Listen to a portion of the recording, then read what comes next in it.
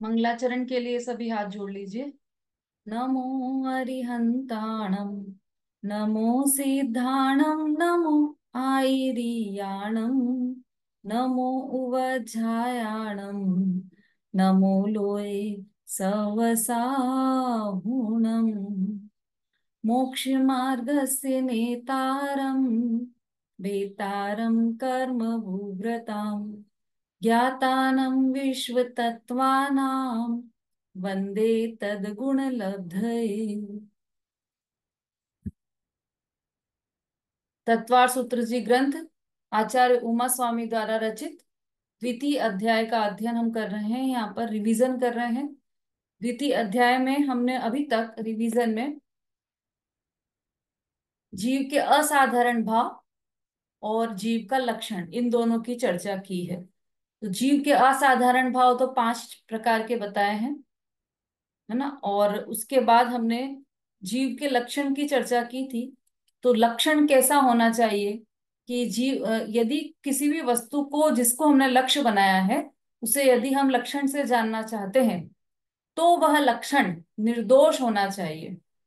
उसमें तीनों ही प्रकार के दोष नहीं होना चाहिए। दूसरा, वह लक्षण प्रकट होना चाहिए। फिर वह लक्षण कर्मों से निरपेक्ष होना चाहिए, या और वह लक्षण त्रिकाल सदाकाल होना चाहिए, और वह लक्षण पूरे लक्ष्य में पाया जाना चाहिए। ये मुख्य बातें हमने देखी थी लक्षण और लक्षणाभास के संदर्भ में। और फिर हमने देखा था कि जीव का लक्षण उपयोग है, और उपयोग 2 प्रकार का है, ज्ञानोपयोग और दर्शनोपयोग। फिर इनके भेद भी देखे थे हमने। ज्ञानोपयोग 8 प्रकार का है और दर्शनोपयोग 4 प्रकार का है। तो ये भी हमने कल समझ लिया था पूरा, कौन कौन किस किस प्रकार से है। अब हम चल रहे हैं जीव के भेद प्रभेद। तो सूत्र नंबर 10, 11 और 12, ये 3 सूत्रों का एक बंच बनाकर हम इसको समझेंगे। मतलब जो जीव उपयोग लक्षण से लक्षित है, उसके कितने भेद प्रभेद होते हैं वो इन सूत्रों में बताया जाएगा। 10वां सूत्र है संसारिणो मुक्ताश्च, 11वां सूत्र है समनस्का अमनस्का, और 12वां सूत्र है संसारिणस्त्रस्थावराः। हम्म अब हम आगे बढ़े उससे पहले जो हमारे कल 2 पॉइंट कल तक हो गए हैं, उन सभी सूत्रों को कौन बोल सकता है?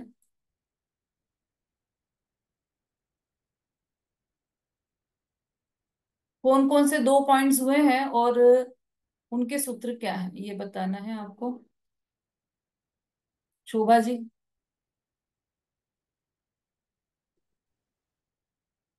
नहीं, फिर से अनम्यूट करना पड़ेगा, 1 मिनट।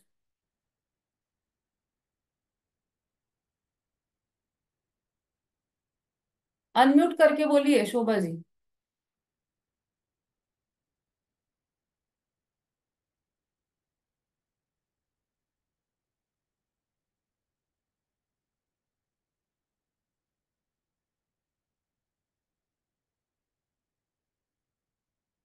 नहीं हो रहा है क्या? फिर से ट्राई कीजिए।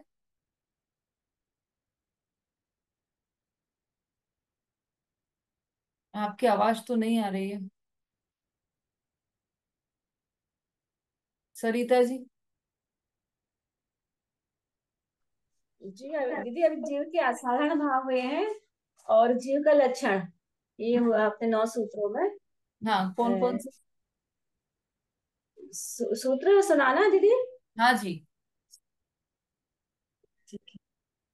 औपशमिक क्षारिकौ भावौ मिश्रश्च जीवस्य स्वतः मौदिक परिणामिकौ च द्विनव अष्टादशैक विंशति त्रिभेदा यथाक्रमम् सम्यक् चारित्रे ज्ञान दर्शन दान लाभ भोगो भोग वीर्याणि च हम्म ज्ञान ज्ञान दर्शन लब्धश्च त्रिपंच भेदा यथा त्रिपंच भेदा सम्यक् चारित्र्य संयमा संयमाच।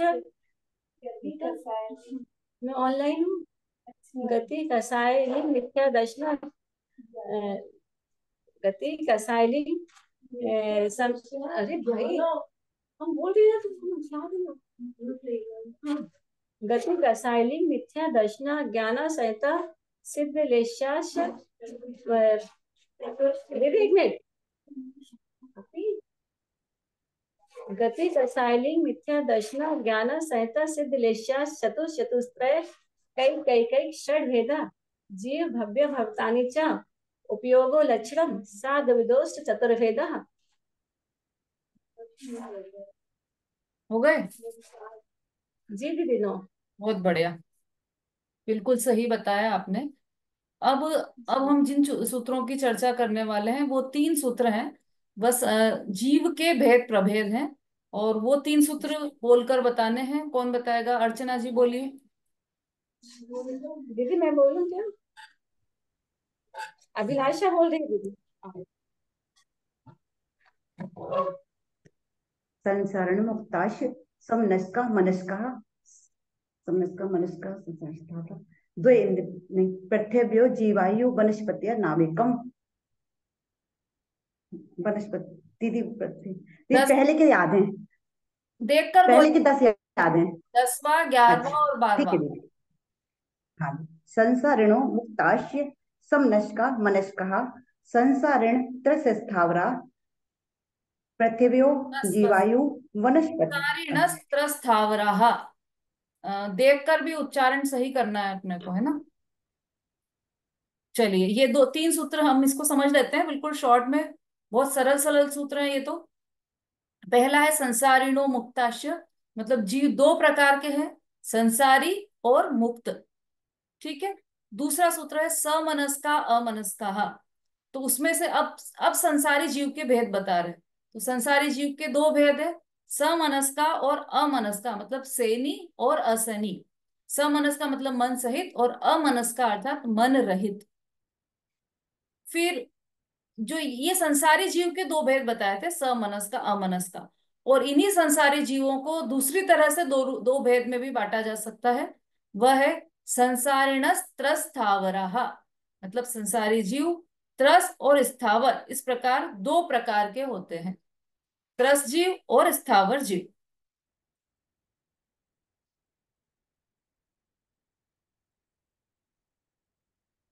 अब जो पहला सूत्र था संसारिणो मुक्ताश्च, तो उसका यदि हम समझना चाहें तो ये जो जीव है संसारी और मुक्त, उनके भेद ऐसे किस प्रकार से किए हैं? तो 14 गुणस्थान तक के सभी जीव तो संसारी हो गए, और गुणस्थानातीत जीव मुक्त हैं। इस प्रकार से उनमें अंतर किया जा सकता है। 14 गुणस्थान के अंतर्गत रहने वाले सभी जीव संसारी जीव हैं, और जो जीव गुणस्थानातीत हैं वह मुक्त हैं। तो ये संसारी और मुक्त के भेद हो गए। फिर इसके बाद समनस्का अमनस्का था।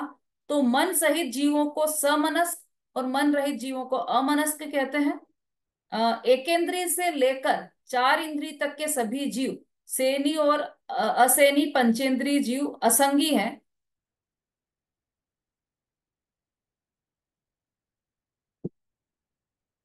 मतलब एक इंद्रिय से लेकर 4 इंद्रिय तक के जीव, सभी जीव नियम से असेनी है, असंगी है, मतलब मन रहित है। कौन कौन से? एक इंद्रिय, दो इंद्रिय, तीन इंद्रिय और 4 इंद्रिय। ठीक है, ये तो सब नियम से असंगी ही है। और पंचेंद्रिय में भी दो प्रकार के भेद हैं, सेनी और असेनी, या संगी और असंगी। तो जो असंगी है वो मन रहित है। एक इंद्रिय से असेनी पंचेंद्रिय तक के सभी जीव नियम से तिर्यंच ही होते हैं, ये भी एक बात है। मतलब एक इंद्रिय, दो इंद्रिय, तीन इंद्रिय, 4 इंद्रिय, ये सभी जीव तिर्यंच ही होते हैं। न देवों में होते हैं, न नारकियों में होते हैं, न मनुष्यों में होते हैं। ये सब सभी जीव एक इंद्रिय से 4 इंद्रिय तक का भेद तिर्यंच में ही होता है। सेनी असैनी का भेद भी तिर्यंच में ही होता है।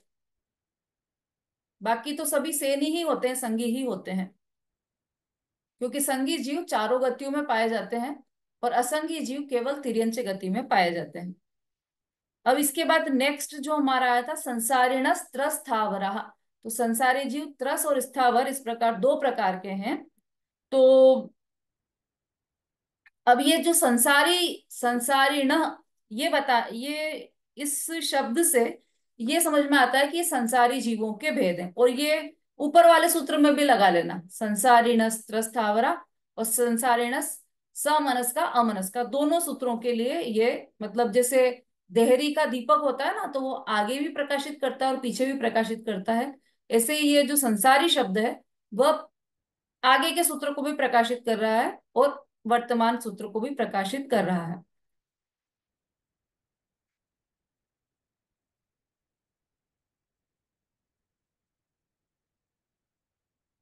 ठीक है, अब इन इन तीन सूत्रों में तो कोई प्रश्न नहीं है किसी का, ये तीन सूत्र क्लियर हो गए।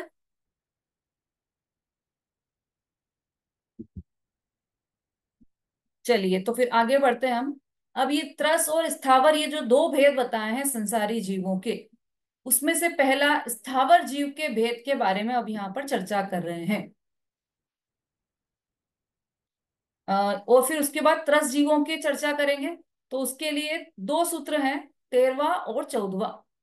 13वां सूत्र है पृथ्वी व्यप तेजो वायु वनस्पतयः स्थावरः, और 14वां सूत्र है द्वि इंद्रिया दयस्त्रसाः। इसका सामान्य अर्थ क्या है?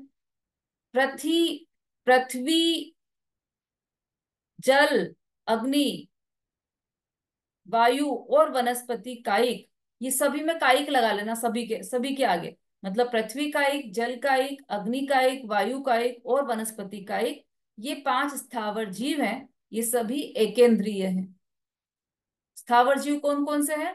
पृथ्वी अग्नि जल वायु वनस्पति। पृथ्वी जल, मतलब इसका क्रम भी यही रखना है, पृथ्वी जल अग्नि वायु और वनस्पति कायिक जीव।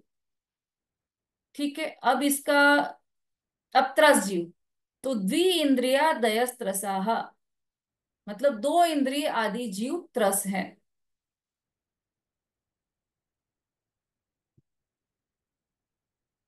एक इंद्रिय कौन से जीव है? स्थावर जीव।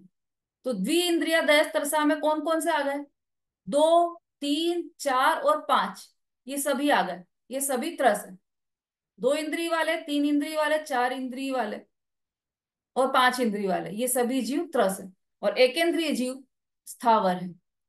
हाँ मंजू जी। जय जबिन दीदी। हम्म। दीदी निगोदिया जीव एक इंद्री कहलाएगा?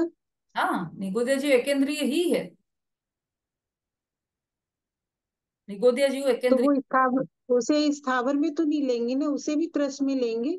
नहीं, वो एकेंद्रीय जीव है, निगोदिया जीव है, बस इतनी बात है। अच्छा, न त्रस तो न केवल, त्रस है न स्थावर। त्रस तो दो इंद्रिय से लेकर पंचेंद्रिय तक के जीव ही त्रस में आएंगे, है ना। और ठीक है। ये एकेंद्रिय में ये स्थावर जीव है, पृथ्वी पृथ्वी जल अग्नि वायु वनस्पति, ये स्थावर जीव है। हम्म। निगोदिया जीव भी एकेंद्रिय हैं, उनकी केवल स्पर्शन इंद्रिय ही होती है निगोदिया जीव। अब इसमें चार प्रकार के जीव बताए थे, वो सबके वो ध्यान होंगे। पृथ्वी, पृथ्वी काय, पृथ्वी कायिक और पृथ्वी जीव, है ना। तो ये तो बहुत डिटेल में हमारी चर्चा चली थी, तो वहां से ही आप हम्म। देख लेना है इसको।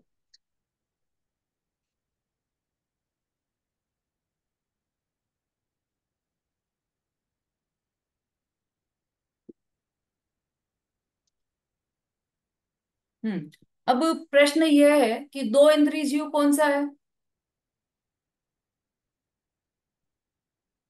लट, है ना। लट दो इंद्रिय है ना। लट तो इंद्रिय। लट दो इंद्रिय है। तो लट तो त्रस, त्रस जीव में आएगा, स्थावर में नहीं आएगा, त्रस में आएगा। तो त्रस जीव में लट आ गया। अरहंत भगवान कौन सी श्रेणी में आएंगे? शोभा जी।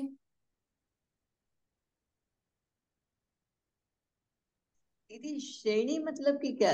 वो तो मुक्त जीवों में आएंगे, अरे तो नहीं। संसारी वो है नहीं, ना, तो अभी देखो, अभी बताया था कि संसारी, संसारी वो तो किसमें है। संसारी। हाँ, तो एक उनका तो से 14वां लेकर में। एक से लेकर 14वें 14। स्थान तक सभी जीव संसारी हैं। तो हाँ, अरहंत जीव त्रस है या स्थावर है? त्रस में ही आएंगे दीदी, त्रस त्रस में में। है।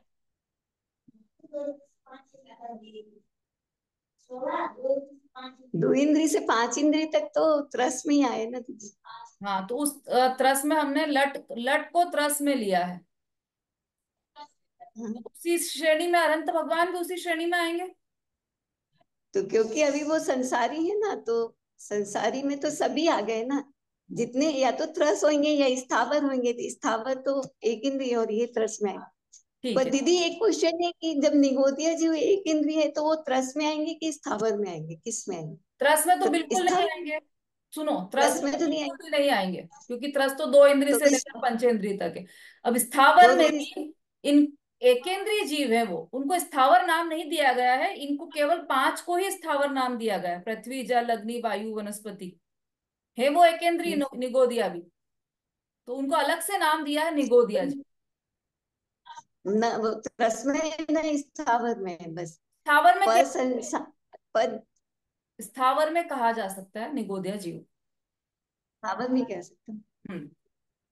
क्योंकि ये जो सूत्र है उसके अनुसार कि संसार ने त्रस स्थावर है, तो उसके हिसाब से हाँ, तो उस हिसाब से तो स्थावर में ही आएंगे, त्रस में तो आ ही नहीं सकते, क्योंकि वो तो दो इंद्रिय से स्टार्ट है। और निगोदिया जीव कितने इंद्रिय हैं? एक ही इंद्रिय है, इनको स्पर्शन एक ही इंद्रिय। इंद्रिय, इसलिए वो स्थावर में ही आएंगे फिर। चलिए, और क्या कह रही थी मैं, वो निकल गई बात। ये हो गया है प्रकरण हमारा पूरा। अब पांच इंद्रियां और उनके भेद प्रभेद, ये प्रकरण आ गया है ना। अभी ये प्रकरण अचानक कैसे आ गया? क्योंकि त्रस जीव में हमने देखा ना कि दो इंद्रिय, तीन इंद्रिय, चार इंद्रिय, पांच इंद्रिय, ये तो हो गए त्रस। तो अच्छा, ये इंद्रियां क्या है, ये अगला प्रश्न आया। तो इंद्रिय, इसके लिए आचार्य ने उत्तर दिया है फिर अच्छा, कि मतलब इंद्रियां कितनी होती है, क्या होती है, इसके लिए उत्तर दिया है। अब ये एक दो तीन चार सूत्र एक साथ चलेंगे हमारे, 15वां, 16वां, 17वां और 18वां। पंचेन्द्रियाणि द्विविधानि निर्वृत्युपकरणे द्रव्येन्द्रियम लब्ध्युपयोगो भावेन्द्रियम।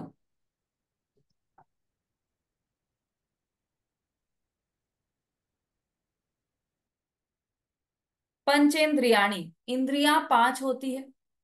द्विविधानी, ये पांच प्रकार, ये पांच इंद्रियां दो प्रकार की होती है, दो दो प्रकार की होती है पांचों इंद्रियां। फिर निर्वृत्युपकरणे द्रव्येन्द्रियम, द्रव्येन्द्रियां निवृत्ति और उपकरण के भेद से दो प्रकार की है। लब्ध्युपयोगो भावेन्द्रियम, भावेन्द्रियां लब्धि और उपयोग रूप है। ठीक है, सरल है ये भी बात।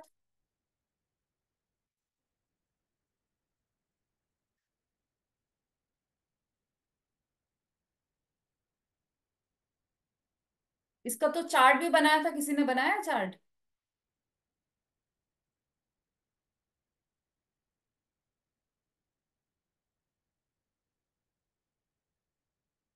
मंजू जी? चार्ट में है दीदी, पहले इंद्रियां लिखी है, एक मिनट, चार उसको चार्ट दो बनाया भाग। है क्या आपने? जी दीदी। चार्ट बनाया है क्या? हाँ बनाया है ना दीदी। हाँ, तो आप दिखाइए, स्क्रीन पर दिखा दीजिए उसको। अच्छा, ऐसे समझ में आएगा दीदी? थोड़ा पास करिए, देखते हैं सबको आ रहा है कि नहीं समझ में, क्योंकि सबने ही बनाया होगा वैसे तो ये। ठीक है। हाँ दीदी, आपने लिखवाया था ना दीदी ये पूरा। अब बोल दीजिए आप चार्ट। हाँ, इंद्रियां पहले तो लिख के, फिर उसको दो भाग में डिवाइड किया है, द्रव्येंद्रिय और भावेंद्रिय। फिर द्रव्येंद्रियों को भी दो भाग में डिवाइड किया है, निर्वृत्ति और उपकरण। निर्वृत्ति को लिखवाया था इंद्रियाकार रचना। और फिर निर्वृत्ति का भी दो भाग हो गया, अभ्यंतर और बाह्य। अभ्यंतर यानी आत्म प्रदेश का आकार, और बाह्य उद्गल का आकार, ये था। और भावेंद्रिय में लब्धि और उपयोग, ये दो भाग में डिवाइड है ये।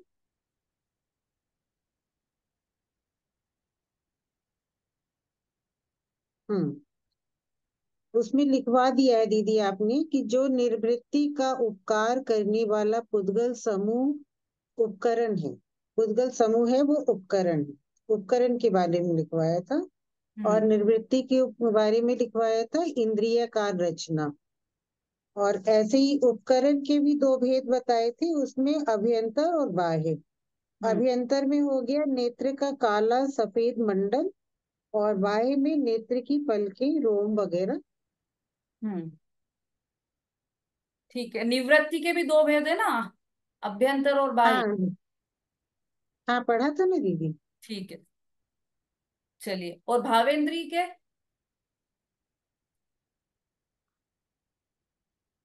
भावेंद्री के भी दो भेद लिखवाए थे ना, लब्धि और उपयोग। हाँ ठीक है, तो उसमें क्या लिखा है आपने लब्धि और उपयोग में? बस दोनों ऐसे ही लिख के छोड़ा हुआ है, लब्धि और उपयोग। लब्धि किसे कहते हैं और उपयोग किसे कहते हैं, ये इंपॉर्टेंट है, ये तो हाँ, पता। वो अलग से लिखा है दीदी। बोलिए। हाँ, लब्धि का अर्थ है प्राप्त होना, आत्मा के चैतन्य गुण का क्षयोपम रूप प्राप्त होना, वो लब्धि है। हम्म।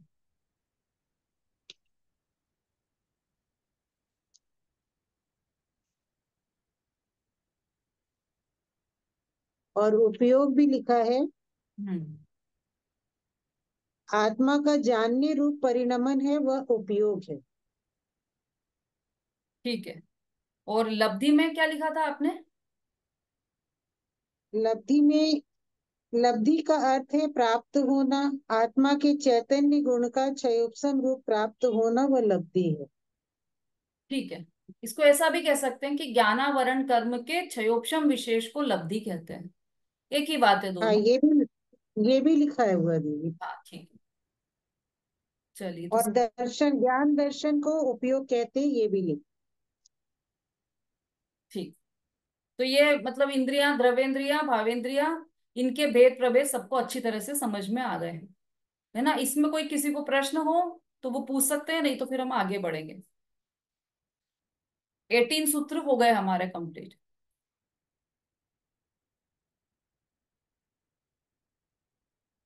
चलिए, अब 19th सूत्र से हम ले रहे हैं इंद्रियां, उनके विषय और स्वामी, है ना? अभी तो ये बताया था कि इंद्रियां जो 5 प्रकार की, वो दो दो प्रकार की। वो कैसे दो दो प्रकार की है? जैसे स्पर्शन इंद्रिय, तो द्रव्य स्पर्शन इंद्रिय, भाव स्पर्शन इंद्रिय।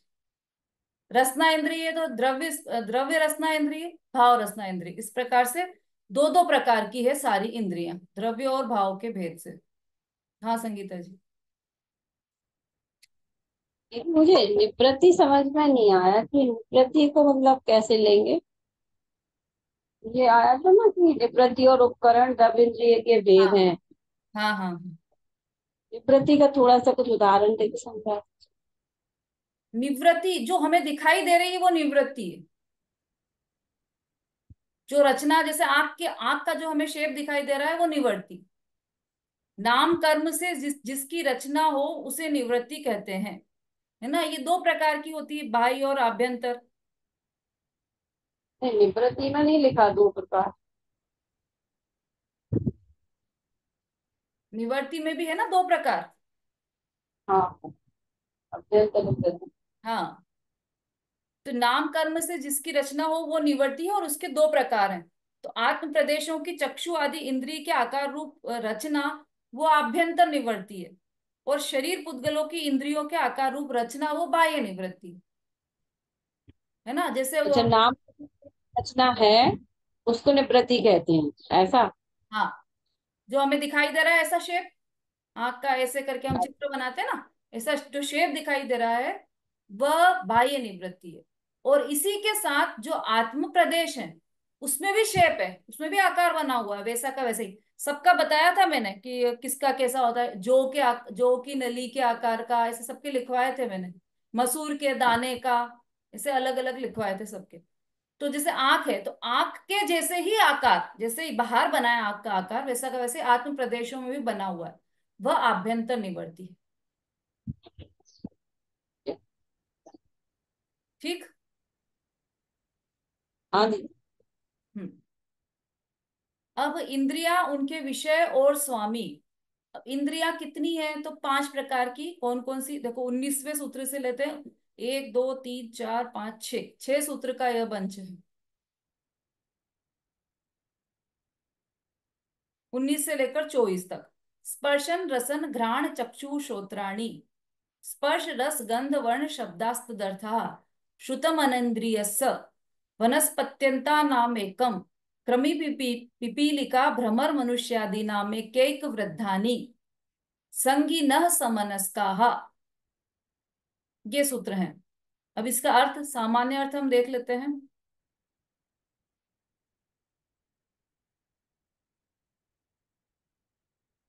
स्पर्शन रसन घ्राण चक्षु श्रोत्राणी, मतलब ये 5 इंद्रियां कौन कौन सी है?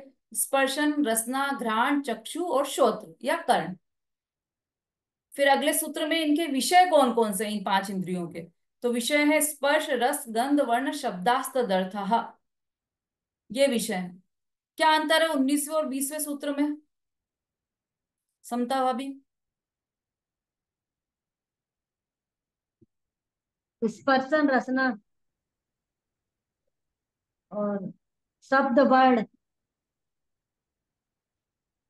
नीचे भी तो यही शब्द आ रहे हैं। दोनों सूत्रों में अंतर क्या है? स्पर्शन,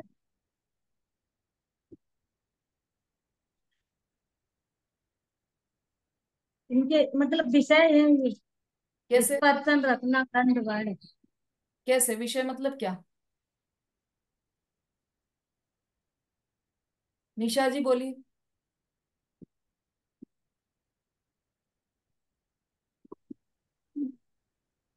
दीदी इस विषय में जी स्पर्श रसगंध वर्ण वो जो पुद्गल के है दीदी।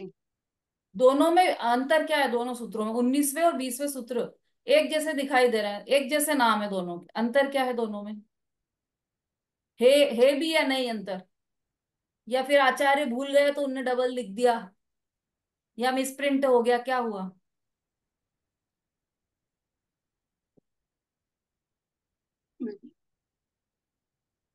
चलिए विमलेश जी बोलिए।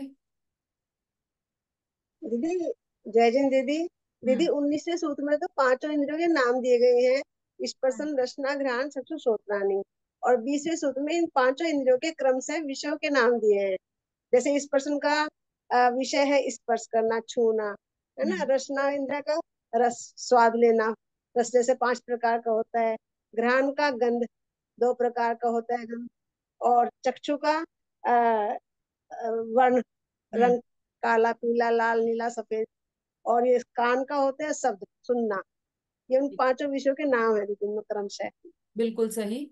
ये 5 इंद्रिय के विषय हैं। विषय शब्द तो बोला था, विषय क्या होता है वो घटाकर बताना था। स्पर्श, आप इसको देखोगे ना दोनों सूत्रों को जोड़कर तो आपको समझ में आएगा। स्पर्शन, और इसमें दिया है स्पर्श, है ना। एक शब्द, एक अक्षर का अंतर है, लेकिन वो अंतर भी बहुत बड़ा है।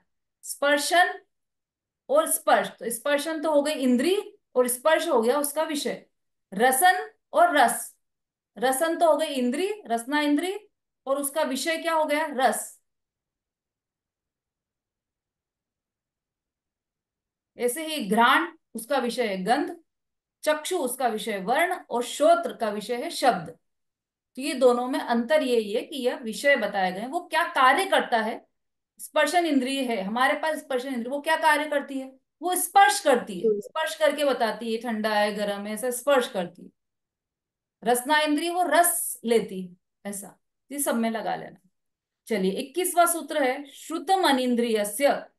अब ये देखो 5 इंद्रिय का विषय तो बता दिया। अब 5 इंद्रिय के अलावा एक और चीज है हमारे पास। 5 इंद्रिय और एक मन भी तो है, तो मन का विषय क्या है? तो श्रुतम अनिंद्रियस्य, श्रुत मन का विषय है। अब श्रुत का अर्थ यहाँ पर सुनना नहीं है। सुनना तो फिर कर्ण इंद्रिय का विषय हो जाएगा, है ना। तो श्रुत ज्ञान वह मन का विषय है, ऐसा ऐसा लगाना है। वनस्पत्यंता नाम एकम, वनस्पति है अंत में जिनके, ऐसे पृथ्वी का एक, जल का एक, अग्नि का एक, वनस्पति का एक और वायु का एक, वायु का एक और वनस्पति का एक। जीवों के एक स्पर्शन इंद्रिय होती है, इनके केवल एक ही इंद्रिय होती है और वह है स्पर्शन इंद्रिय। अब क्रमी पिपीलिका भ्रमर मनुष्यादि नामे के एक वृद्धानी। देखो ये तो बता दिया कि इन सबके एक इंद्रिय होती है, किस किसके, जिनके अंत में वनस्पति शब्द आ रहा है। किसके अंत में वनस्पति शब्द आता है? वनस्पति शब्द किसके अंत में आता है? मनी जैन।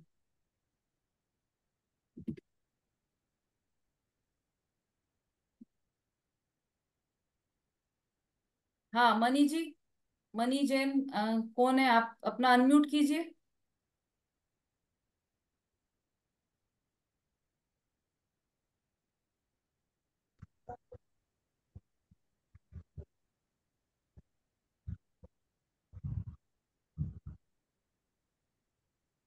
रंजना जी, कल्पना जी,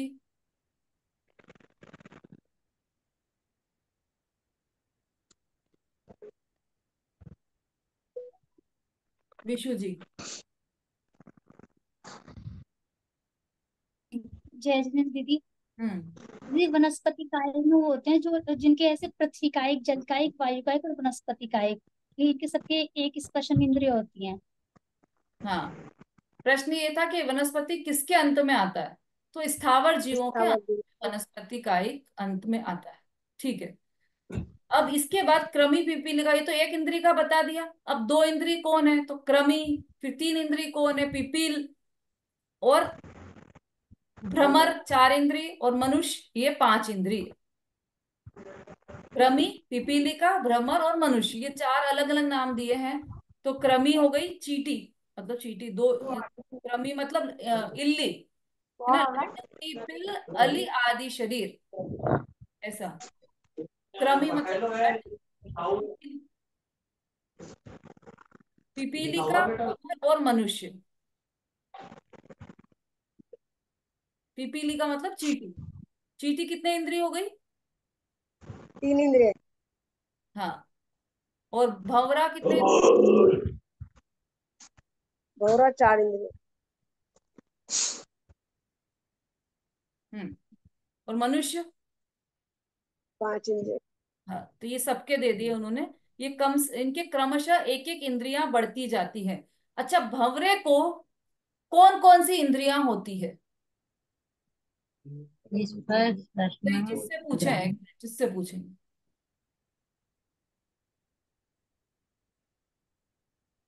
बाकी लोग अपना म्यूट कर लीजिए। भंवरे को कौन कौन सी इंद्रियां होती है? हाँ, इधर से कोई बताना चाहेगा? संध्या जी, ज्योति जी, नीता जी, संगीता जी, दोसा, मैं कल्पना। बताऊंगी। स्पर्श, रसना, घ्राण, चक्षु। कौन बोल रहा है? मुझे समझ नहीं आ रहा है, किसकी आवाज आ रही है? कल्पना जी बोल रहे हैं क्या? हाँ दीदी, मैं बोल रही हूँ जैस्मिन। हाँ जी, बोलिए। कौन कौन सी? स्पर्श, स्पर्श, रसना, घ्राण, चक्षु। स्पर्शन रसना, स्पर्श रसना घ्राण चक्षु, हाँ। चार इंद्रिय। ये भव। तो स्पर्श, रसना, घ्राण और कर्ण नहीं हो सकती क्या? हाँ कर्ण, हाँ कर्ण, कर्ण होगी। कर्ण है ना। स्पर्श, रसना, कर्ण, हाँ। स्पर्श, रसना, घ्राण, कर्ण। संगीता जी।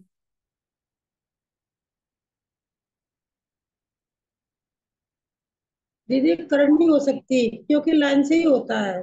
स्पर्श ना, रचना और चक्षु और घ्राण। घ्राण और फिर चक्षु। नहीं नहीं, स्पर्श न, रचना और घ्राण और चक्षु। हाँ, ये चार। तो ये क्रम से ही होती है, इसलिए इसको भंवरे को कर्ण इंद्रिय नहीं होगी। ये बात ध्यान में रखिएगा सब लोग। चलिए, अब इन सबके विषय, जो हमने 20वें सूत्र में पढ़े हैं विषय, वो विषय कोई बता सकता है? स्पर्शन इंद्र के कितने विषय हैं, रसना के, सब सभी इंद्रियों के विषय कितने कितने हैं? आरती जी।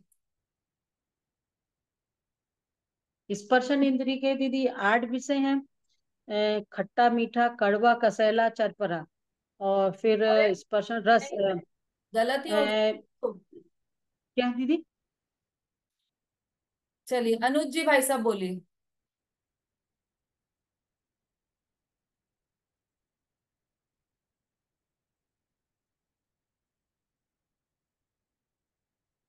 हाँ, अनम्यूट